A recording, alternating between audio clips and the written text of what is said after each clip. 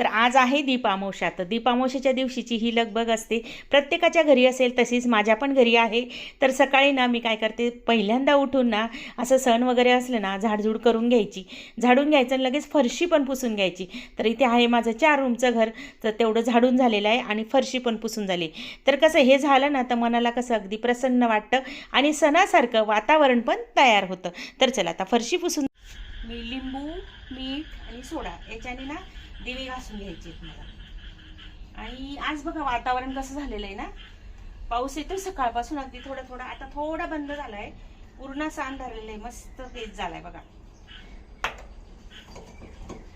दिवे घासता घासता विचार केला, मीठ आणि लिंबू वगैरे लावून काही देव घासू नये म्हटलं.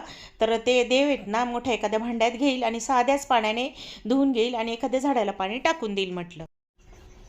पितांबरी आज नव्हती माझ्याकडे, मग काहीतरी सोल्युशन काढावं ना.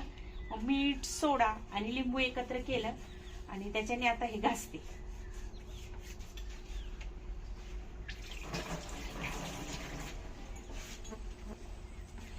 पितांबरी एवढं नाही पण व्यवस्थित निघालं.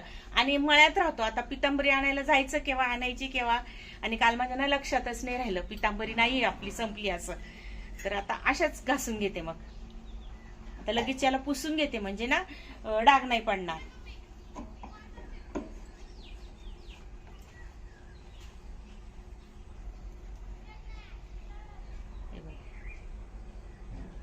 एवढे खास नाही निघाले, लिंबू खूप लागलंय. हा प्रयोग काही करू नये असं मला वाटतं. आता आमच्या घरचे लिंबू होते म्हणून काही वाटलं नाही मला. तर असो, म्हणजे कसं आहे, आदल्या दिवशी तयारी करायला पाहिजे होती, मी आणून ठेवायला पाहिजे होतं, माहिती होतं ना. आणि मला कसं वाटलं आहे घरात पडलेल्या, होऊन जाईल म्हटलं तेवढ्यात. कारण आता मी जाणार आहे नाशिकला, नंतर मग 2-3 महिने. आता तुम्ही नाशिकचे व्लॉग बघणार आहेत बरं का आपले पुढचे, पुन्हा पुन्हा मी प्रत्येक व्हिडिओमध्ये सांगते, कारण मग लक्षात राहील तुमच्या पण. तर आता आपण नाशिकला पण भेटत जाऊ, मस्त असे छान व्लॉग होतील. तर असं आज देव मात्र मी फक्त साध्या पाण्याने धुतलेले आहेत, वेगळ्या भांड्यात घेऊन. इथे जेवढे दिवे होते तेवढे घासले. आणि नाशिकला कसं आहे, आपले भरपूर समया, 3-4 समया आहेत, मोठे मोठे दिवे आहेत. पण आता ते असो, जिथे इथे जेवढं आहे ना तेवढं आता मी करून घेतलेलं आहे. तर आता पहिले ना मी देवपूजा करायच्या आधी ओटा धुवून आणि चहा करायचा आहे मला. चहा झाल्यानंतर देवपूजा करणार आहे, म्हणजे डायरेक्ट दिवे पूर्ण लावून होतील, देवपूजा पण एकाच वेळेस होऊन जाईल आणि नंतर स्वयंपाक करेल.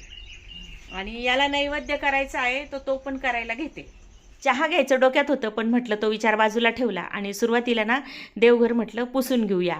आता देवघर पुसायचं म्हणजे कसं, माझ्या आई ना हे देवघर धुवून घ्यायची, केरसुनी धुवायची, टोपली धुवायची, भरपूर अशा गोष्टी ती वेगवेगळ्या करायची, सूप पण धुवायची ती. म्हणजे ती दीपामावस्येच्या दिवशी ह्या गोष्टी ती अगदी स्वच्छ करून घ्यायची. मापं असतात ना मोजायचे, ते सुद्धा धुवायची. ते का धुवायची ते काही मला आता माहीत नाही, तिचं ते काय गणित होतं, शास्त्र होतं, पण मी धुते तिचं ते बघून. पण देव मापं वगैरे नाही, किंवा केरसुनी वगैरे कधीतरी असली केरसुनी तर धुते.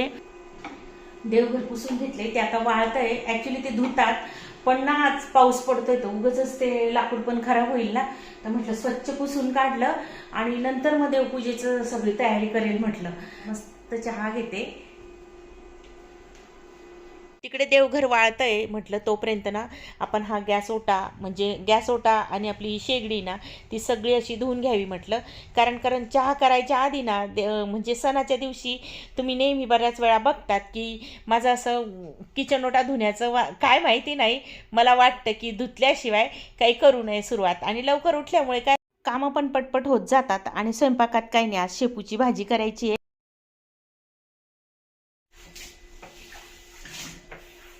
तर आता हा भात ना लावून घेते, पण ना याच्यात मी मीठ नाही घालणार आहे. कारण मला नैवेद्य द्यायचा आहे ना, तर दही भाताचा नैवेद्य देईल मी. कारण माझी आई जो नैवेद्य द्यायची तोच नैवेद्य मी देते. मी काही त्यात बदल केलेला नाहीये. कधी दही नसलं तर दूध देते, दूध साखर भात, दूध दही दही साखर भात असं देते. असे दोघांपैकी एक कुठला तरी नैवेद्य देते. तर मग आता भात टाकून घेते. आणि इकडे ना कॉफीला पाणी ठेवलंय. दूध नाही आज आमच्याकडे, आम्ही पावडरचे म्हणजे मिल्क पावडरची कॉफी करणार आहे आज. मस्त काय म्हणतात त्या कॉफीला, फिल्टर कॉफी. तर भात लावून घेते.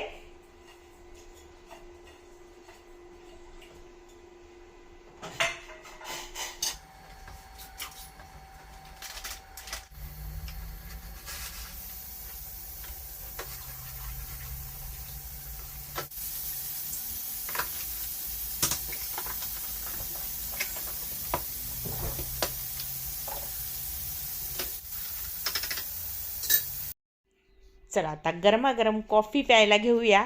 खैरनार सर आहेत बसलेले बाहेर. सकाळच्या वेळी चहा घेता घेता दिवसभराचं म्हणजे नियोजन खैरनार सर करत असतात.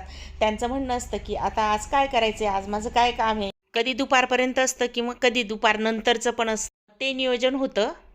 एकदम घट्ट अशी कणिक मळायची आणि दिवे तयार करायचे. पूजेसाठी कणकेचे दिवे पण लागतात. 6 दिवे छोटे आणि 1 दिवा मोठा. इथे माझ्याकडनं 7 दिवे छोटे झाले होते, पण पूजा करताना मी 1 दिवा कमी लावला. मग दिवे तयार झाले की लगेच देवपूजा करायला घेते.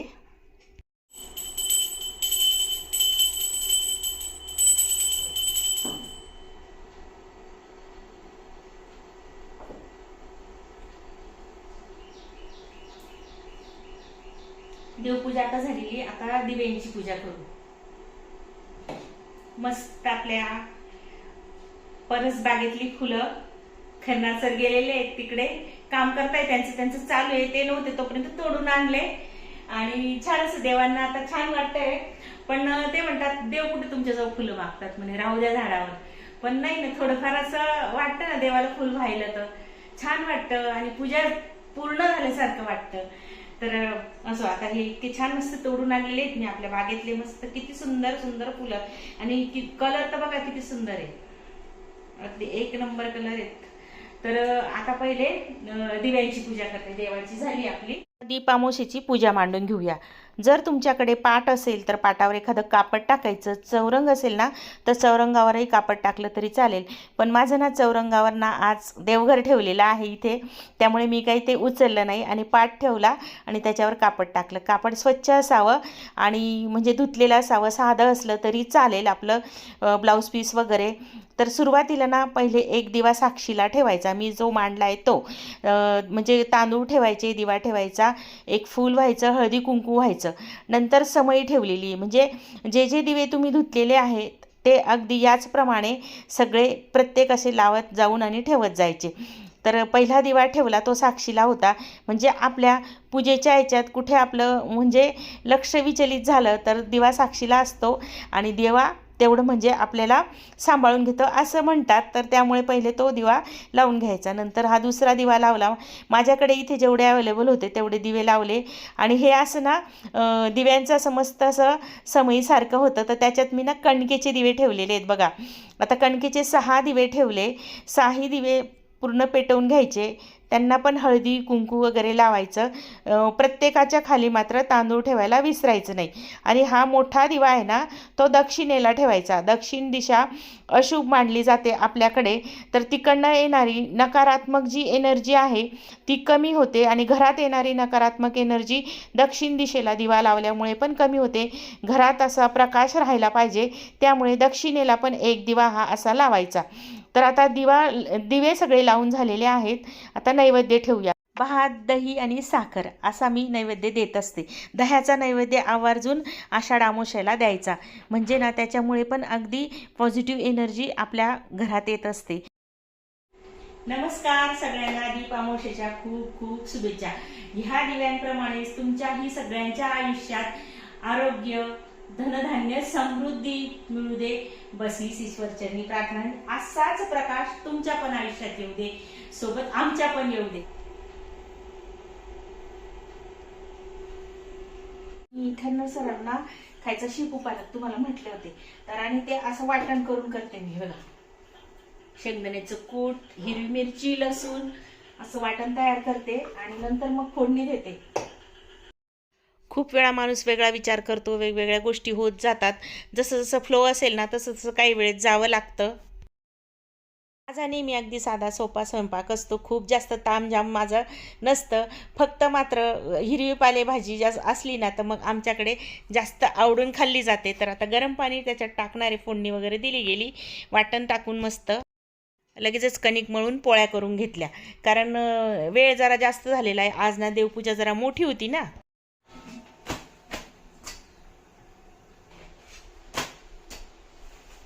पोळ्या झालेल्या आहेत, देवपूजा झाली, सगळं आवरून झालंय घरातलं. जेवण मात्र बाकी आहे. खैरनार सर गेलेले आहेत शेतात. आता काम काय करतायत ते बघते आणि मग जेव्हा ते 1-1:30ला जेवतात ना, थोडा नाश्ता वगैरे दिला. उसळ केली होती नाश्त्याला, ती देऊन दिली. त्यांना उसळ फार आवडते. अधूनमधून नाश्त्याला म्हणजे आठवड्यातून 1-2दा खातात ते अशी.